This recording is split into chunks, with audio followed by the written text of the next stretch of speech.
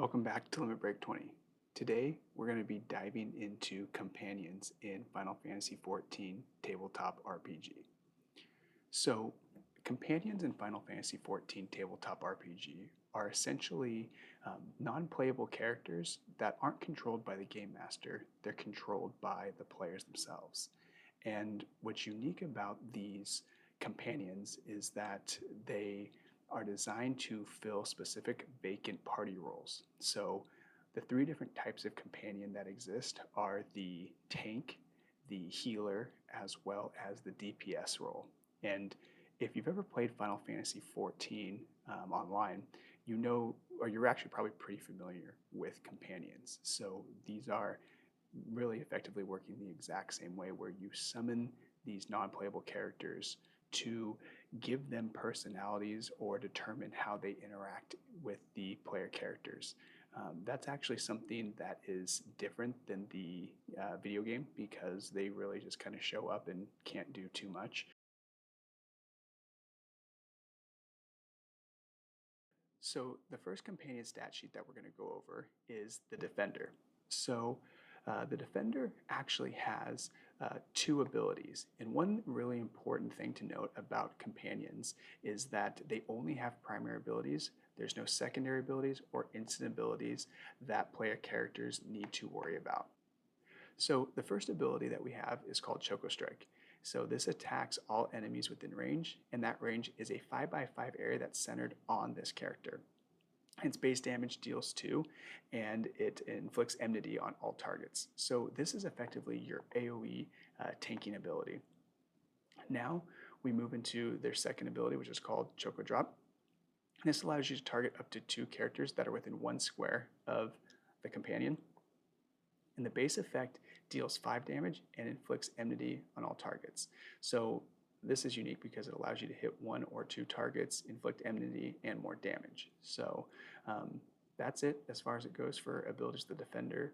And what I like about each of these classes is that they really kind of streamline it for the adventurers. So you're not stuck with another character sheet where you've got all these primary, secondary abilities, instant abilities to keep up on. The player can just look at the stat sheet, know what ability to do, and then kind of move on with their turn.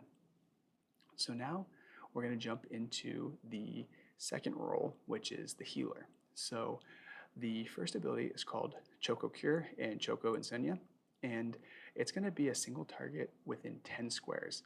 And this is going to restore 12 HP and removes a single enfeeblement of your choosing from the target. Now keep in mind, some enfeeblements can't be removed by this effect, so it's something to take note of before you use this ability. And the second ability that they have is called Choco Medica, and this affects all allies within range, and it's a 5x5 area centered on this target, and everyone in that 5x5 square or area restores 7 HP. So this is just your AoE heal ability that your companion has. So now we're going to take a look at the final companion class, and that's going to be the Attacker, which effectively is your DPS. So the first ability that they have is called Choco Slash, and this is a single target within 1 square that deals 15 flat damage to the target. That's actually really solid damage, especially when you compare it to like the Dragoon. Granted, they have more abilities they can use, but 15 flat damage is nothing to balk at. And then you look at Choco Blast. This is going to target all enemies within range, and it's a 5x5 area centered on this character. Its base effect is that it deals 7 damage to all targets. As you can see in one of the examples, it gives an example of if the player characters need to hide, they make a dexterity check. Now, the most important part about that is that this actually completely validates my skill check video of me saying that you make dexterity as a stealth check. So, now that we got the most important feature out of the way, one of the things that they do say about the companions is that they don't have to make those types of checks. So if you're asking the player characters to do something, they don't have to. Now, in that instance, it would seem super weird if your player characters are hiding from enemies and their chocobos are just chilling hard out there. Kind of a strange mechanic, so do with that what you will. But here's really the cool thing that I like about having these as options in the game. The first thing is that if a PC cancels on you, which happens all the time, you really only need, one, maybe, actually I wouldn't say one, and you're just telling a story to one person, but maybe two player characters. By using companions, you actually have the ability to completely fill up vacant party role if someone cancels. Not that that ever happens when you spend time trying to coordinate schedules and put games together with people. So it's nice to have a mechanic to where the game can go on if somebody can't make it. And the second thing I really want to point out, which I think is really an important concept for game masters or crystal bearers, is that using these types of stat blocks, I wouldn't necessarily take the advice at face value as these are non-game master controlled player characters. In fact, I think these are really great stat blocks that you could have an NPC use. So if you've got new players or players just want to play their character, try to write in an NPC that could be around and basically just use one of these stat blocks, right? So you've got the warrior, you've got the dragoon, but the healer cancels on you, no problem. Just write in a white mage that you would just then use the chocobo stat block.